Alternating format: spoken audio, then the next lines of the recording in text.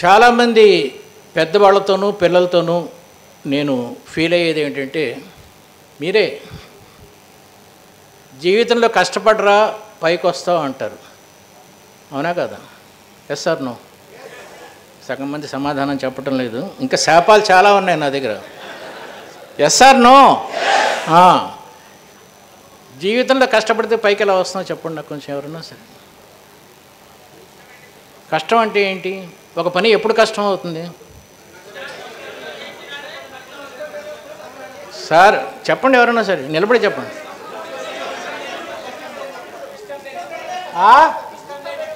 రండి, ఒకళ్ళు చాలండి, ఒకళ్ళు చాలు, ఒకళ్ళకే ఇస్తాం. మీరు చెప్తున్నారా ఆయన కూడా అదే ఆన్సర్ చెప్పాడా? కాదండి, ఆయన చెప్పింది యాక్చువల్గా 50% కరెక్ట్, 50% తప్పు. జీవితంలో ఒక పని ఎప్పుడు కష్టం అవుతుందంటే, మనకి చేత కాకపోతే కష్టం అవుతుందండి, మనకి ఇష్టం లేకపోతే కష్టం అవుతుంది. ఒక పని ఎప్పుడు చేత కాదు? ఉదాహరణకి హిమాలయ పర్వతాలు ఎక్కి కిందకి చూడటం నాకు చాలా ఇష్టం, కానీ ఈ వయసులో నేను ఎక్కలేనండి, నాకు చేత కాదు. అది హార్డ్ వర్క్, నాకు కష్టమైన పని. అలాగే మా ఆవిడ మన ఇద్దరం కూర్చొని ఆ వసంత దీపం ఏదో సినిమా చూద్దామండి అంటే, వద్దమ్మా నాకు కష్టం, ఇష్టం లేదు నాకంట. సో మనసుకి ఇష్టం లేకపోయినా, శరీరానికి ఇష్టం లేకపోయినా ఒక పని కష్టం అవుతుంది. ఇంతవరకు ఒప్పుకుంటారు కదా యునానిమస్గా అందరూ. ఇప్పుడు మీ పిల్లల్ని మీరు కష్టపడి పని చేయరా అంటే అర్థం ఏంటి? వాడి మనసుకి ఇష్టం లేదా, వాడి శరీరానికి కష్టం అవుతుందా? పని చదువు మీకెలా తెలుసు వాడి మనసుకి ఇష్టం లేదని? మీకెలా తెలుసు అండి 3 ఏళ్ల వయసులో వాడి మనసుకి ఇష్టం లేదని? అక్కడి నుంచి మీరు విత్తనం జల్లుతున్నారు. చదువు చాలా కష్టం, ఇష్టం లేనిది. గుర్తు చేసుకోండి. నా మనమడు ఇప్పుడు ఆక్స్ఫర్డ్ యూనివర్సిటీలో చదువుతున్నాడు. వాడిని నేను ఎప్పుడూ కష్టపడి చదవరా అనలేదు. హ్యాపీగా ఉంటుందిరా చదువు, విద్య నిగూఢ గుప్తమగు విత్తము రూపము పూరుషాళికిని విద్య యశస్సు భోగకరి విదేశీ బంధుడున్ అని చెప్పాను. అలా చెప్తే చదువు వస్తుంది. మీరే కష్టం అంటే వాడికి ఇష్టం లేదేమో కష్టం నిజంగా అనుకుంటారు. ఇది నేను చెప్పలేదండి, కొడవటిగంటి కుటుంబరావు గారని ఒక రచయిత చదువు అనే పుస్తకంలో చెప్పాడు. అసలు కష్టం కాదు. నేను ఇక్కడికి రావడం పొద్దున్నే లేచి నాకు కష్టమా ఇష్టమా? మరి ఇందులో హార్డ్ వర్క్ ఏముంది? చాలా తప్పు చేస్తున్నారు మీరు, హార్డ్ వర్క్ చేయరా అని చెప్పి. మీరు ఎప్పుడన్నా హార్డ్ వర్క్ చేసి నా వంట తినరా అన్నారా లేడీస్?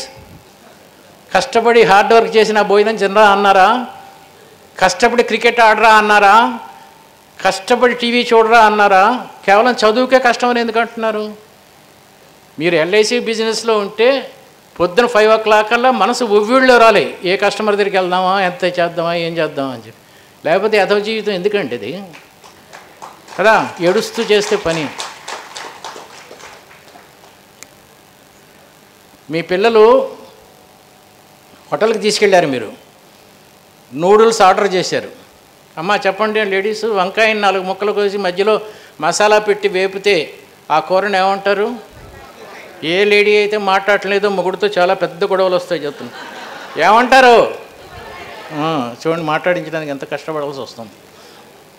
గుత్తొంకాయ కూర అంటారు. బాబు మాట్లాడుకో. కొత్తిమీర నూరి చేసే పచ్చడి ఏమంటారు? కొత్తిమీర. ఈ 3 ఆర్డర్ చేసిన తర్వాత వెయిటర్ వచ్చి ఎలా ఉందమ్మా అన్నాడు సగం తిన్న తర్వాత. దరిద్రంగా ఉందిరా, మా ఇంట్లో మా ఆయన ఇంత దరిద్రంగా ఎప్పుడూ చేయలేదు.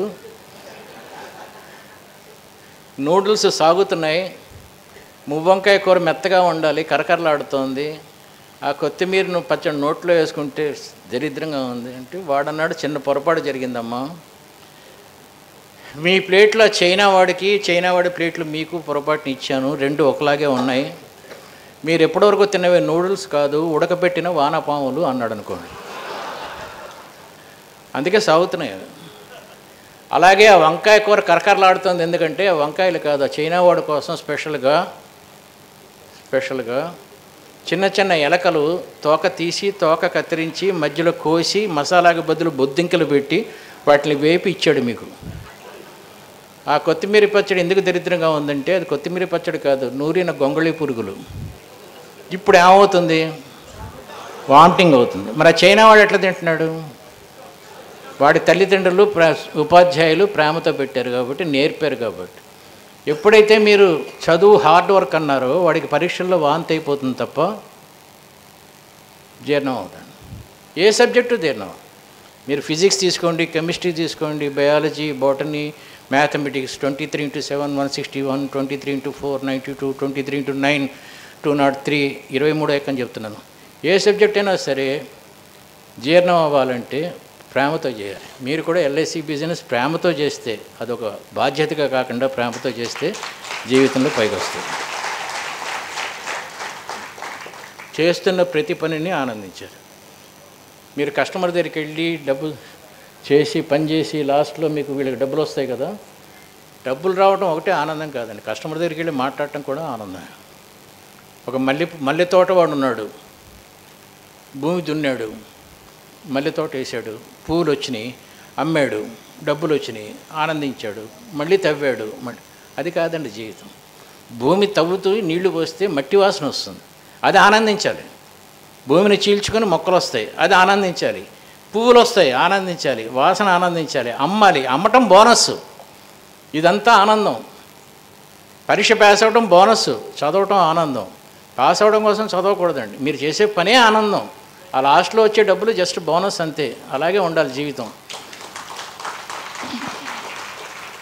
నెక్స్ట్, జీవితం ఎప్పుడు దుర్భరం అవుతుందంటే, ఆయన ఎవరో చెప్పాడు, టైం మేనేజ్మెంట్ అని చెప్పారు ఎవరో ఒక ఆయన ఇక్కడ. టైం సెన్స్ తెలుసుకోవాలి అని చెప్పి. మన పని, మీరా ఇచ్చానుగా బుక్, మన పని 4 రకాలుగా ఉంటుందండి. ఫస్ట్ అర్జెంట్ అండ్ ఇంపార్టెంట్, వెంటనే చేయాలి, చేయకపోతే కొంపలు అంటుకుపోతాయి. ఒక ఎగ్జాంపుల్ చెప్పగలరా? పుస్తకం ఇస్తాను. నేను చెప్పింది అర్జెంట్ అండ్ ఇంపార్టెంట్కి ఒక ఎగ్జాంపుల్.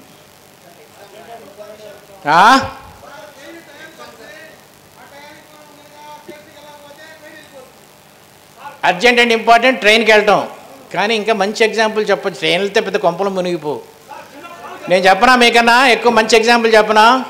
మీ పెళ్ళికి మీరు వెళ్ళటం. ఇంకా చెప్పండి ఏదైనా సరే. Health right. Urgent and important అంటే గుండెలో నొప్పి వచ్చినప్పుడు ఆసుపత్రికి వెళ్ళటం. కరెక్టేనా? ఇది ముందు చేయాలండి, అందరూ చేస్తారు ఇది. రెండోది అర్జెంట్ బట్ నాట్ ఇంపార్టెంట్. చేయకపోయినా పర్లేదు, చేస్తే మాత్రం టైంకి చేయాలి. పిల్లలకి వెళ్ళకపోయినా పర్లేదా? వెంటనే సినిమాకి వెళ్ళటం అండి, వెళ్తే టైంకి వెళ్ళాలి, లేకపోతే వెళ్ళకపోయినా పర్లేదు. ఇంకో ఎగ్జాంపుల్ చెప్తారా? మీ ఫ్రెండ్ పెళ్ళికి వెళ్ళటం, వెళ్ళకపోయినా పర్లేదు కానీ వెళ్తే టైంకి వెళ్ళాలి. ఇంకా మూడోది నాట్ అర్జెంట్ బట్ ఇంపార్టెంట్. ఎగ్జామ్కి వెళ్ళాలిగా, టైంకి వెళ్ళాలిగా. తప్పకుండా చెయ్యాలి, కానీ ఈరోజే చేయక్కర్లేదు. మీరు చేసే బిజినెస్ అండి, ప్రతివాడు బడ్జెట్ కోసం ఆగి లాస్ట్ మినిట్ వరకు, లాస్ట్లో కంగారు పడతారు. అదే బ్యాడ్ హ్యాబిట్. మీ పిల్లలు కూడా అంతే కదా. పరీక్షలు మేలో అంటే ఫిబ్రవరిలో మొదలు పెడతారు చదువు. అంతకుముందే పెట్టచ్చు కదా. లాస్ట్ది నాట్ అర్జెంట్ నాట్ ఇంపార్టెంట్. ఇదేమిటి? మొబైల్ చూడటం. ఎవరు చెప్పారు మొబైల్ చూడటం? రండి, ఇచ్చానా బుక్ ఇచ్చానా ఆల్రెడీ, రండి.